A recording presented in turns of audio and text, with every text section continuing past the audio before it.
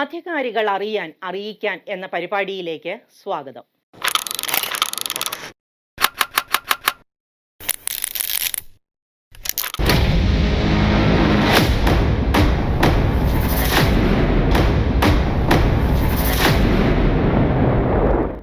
അധികാരികൾ കണ്ണു തുറക്കേണ്ട സമയം അതിക്രമിച്ചു.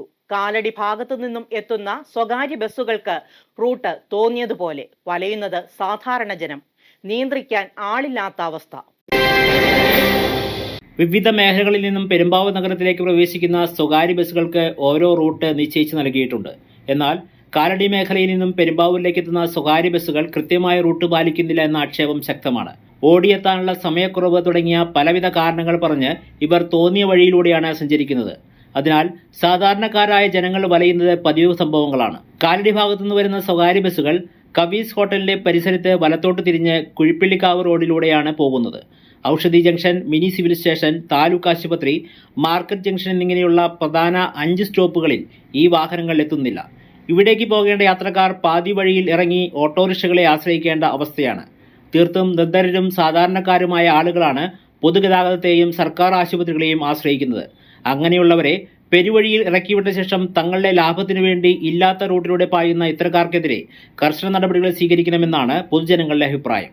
ഇക്കാര്യങ്ങൾ ചൂണ്ടിക്കാണിച്ച് പലതവണ നാട്ടുകാർ പരാതികൾ നൽകിയെങ്കിലും മോട്ടോർ വാഹന വകുപ്പോ പോലീസോ നഗരസഭയോ ഇക്കാര്യത്തിൽ യാതൊരു ഇടപെടലും നടത്തുന്നില്ല എന്നാണ് നാട്ടുകാരുടെ പരാതി.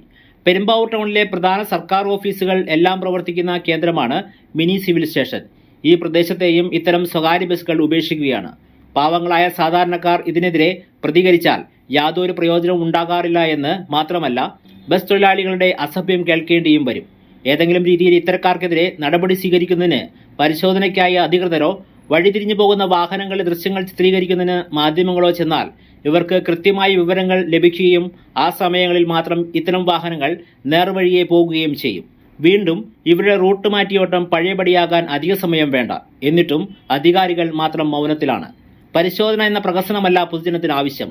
പൊതുസമൂഹത്തെ ബാധിക്കുന്ന ഇത്തരം വിഷയങ്ങളിൽ കൃത്യമായ നടപടിയെടുക്കേണ്ടത് നഗരസഭയും പോലീസും മോട്ടോർ വാഹന വകുപ്പുമാണ്. News desk, media city, Perumbavoor.